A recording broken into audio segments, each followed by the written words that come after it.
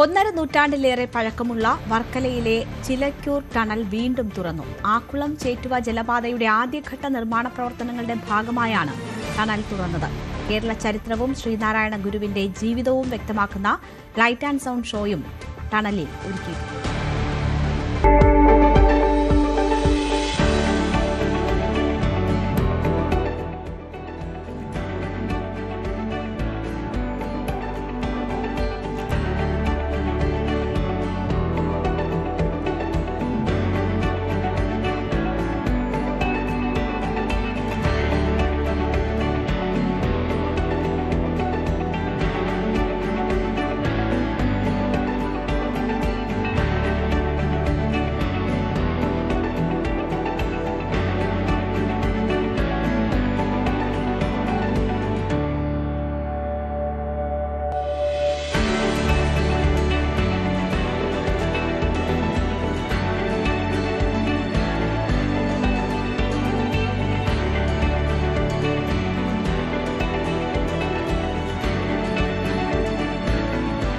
ഒന്നര നൂറ്റാണ്ടിലേറെ പഴക്കമുള്ള നിർമ്മാണ വിസ്മയം ദിവാൻ മാധവറാവുവിന്റെ കാലത്താണ് വർക്കലക്കുന്നിൽ ലാറ്ററൈറ്റ് പാറക്കെട്ടുകൾ തുറന്ന് 350 മീറ്ററിൽ ചിലക്കൂർ ടണൽ നിർമ്മിച്ചത്.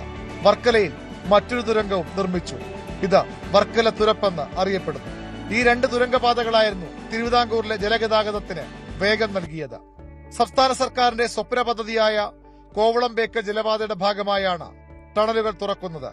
ചിലക്കൂർ ടണലിലൂടെയുള്ള യാത്രയുടെ ഉദ്ഘാടനം മുഖ്യമന്ത്രി പിണറായി വിജയൻ നിർവഹിച്ചു.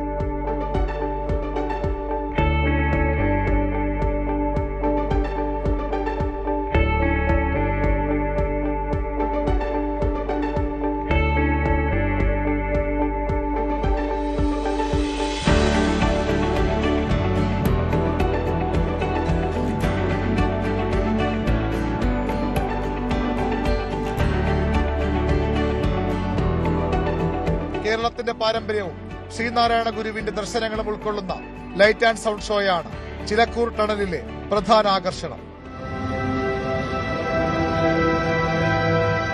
എല്ലാ മതസാരവും സമഭക്തിയോടെയും സമബുദ്ധിയോടെയും ഉൾക്കൊള്ളാൻ സാധിച്ചാൽ മതവൈരത്തിനുള്ള എല്ലാ സാധ്യതകളും ഇല്ലാതാകുമെന്ന സന്ദേശം ഉയർത്തിക്കൊണ്ട് ഗുരുവിന്റെ കാർമ്മികത്വത്തിൽ 1924 ആലുവ അദ്വൈതാശ്രമത്തിൽ നടന്ന സർവമത സമ്മേളനം ഗുരുവിന്റെ സാമൂഹിക പരിഷ്കരണങ്ങളുടെ ഗുണഫലങ്ങളെ പ്രതിഫലിപ്പിക്കുന്നു. സോളാർ ബോട്ടുകളിലാകും ജലപാതയിലൂടെയുള്ള സഞ്ചാരം. ദേശീയ ജലപാതയുടെ ആദ്യഘട്ടത്തിൽ ആക്കുളം മുതൽ ചേറ്റു വരെയുള്ള 280 കിലോമീറ്ററാണ് നിർമ്മാണം അവസാന ഘട്ടത്തിലേക്ക് കടക്കുന്നത്.